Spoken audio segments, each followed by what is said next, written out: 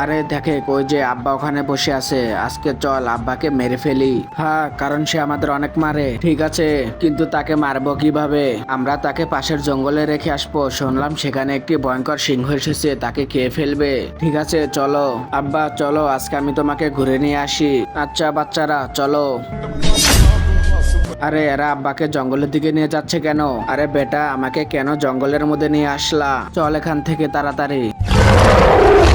আরে এরা কোথায় চলে গেল? দেখো বাঘ এসে পড়েছে। আরে বাঘ এসে পড়েছে।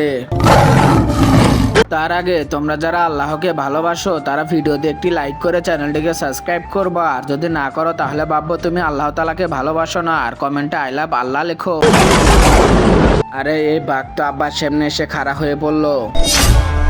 চলো আমি বলতেছি কেন বাঘ আব্বাকে মারলো না। যখন বাঘটা ছোট ছিল তখন তার পায়ে একটি কাঁটা ফুটেছিল, আব্বা সেই কাঁটাটিকে বের করে দেয় এবং কি কয়েকদিনে দেখভাল করে। সেজন্য বাঘ এখনো ভুলতে পারে না সেই এহসানের কথা, আর তোমাদেরকে এত বড় করলো, এত কষ্ট করে পারলো, আর তোমরা আছি।